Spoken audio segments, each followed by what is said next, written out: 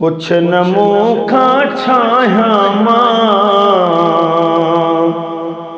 पुछ न मूंखा छाया मां, ओ मिट्टीअ जी मुठो आहियां मां, ओ मिट्टीअ जी मुठ आहियां मां। पुछ न मूंखा छाया मां,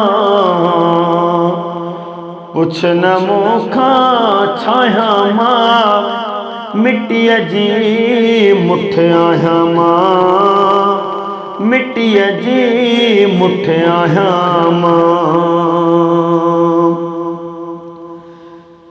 जेको इंसानियत जो वेरी अला वो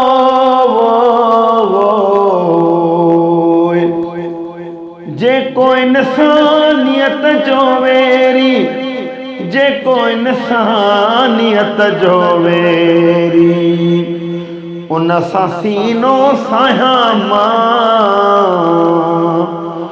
उन सां सीनो सायां मां, मिट्टीअ जी मुठ आहियां मां, मिट्टीअ जी मुठ आहियां मां।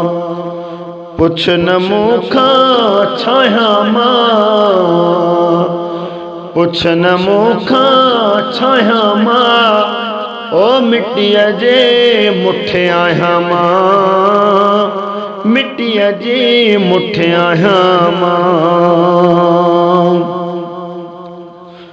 तूं माण्हुनि खे थो वेढ़ाई, ओ तूं माण्हुनि खे थो वेढ़ाई,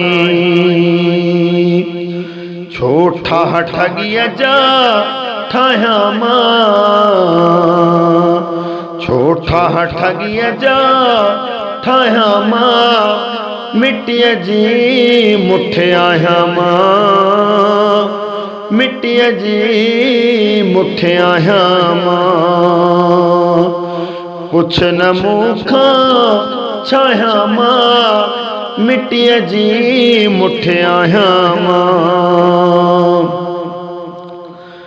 जो मक़सूद एहसान करे थो, वो अला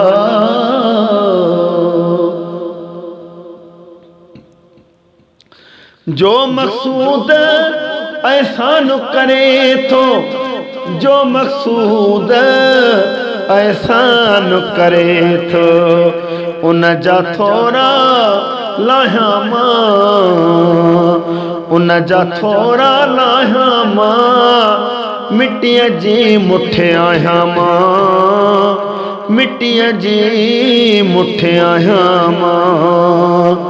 पुछ न मूंखा छाया मां, पुछ न मूंखा छाया मां, मिट्टीअ जी मुठ आहियां मां, मिट्टीअ जी मुठ आहियां मां। दोस्तों हयाती थोड़ी आ, आखिर फना आखिर मौत, कुल नफ्स ज़ाइक़तुल मौत। खुदा रा इंसानियत जी इज़्ज़त कयो, गरीब लाचार माण्हुनि जी इज़्ज़त कयो, बेपहुच माण्हुनि जी इज़्ज़त कयो।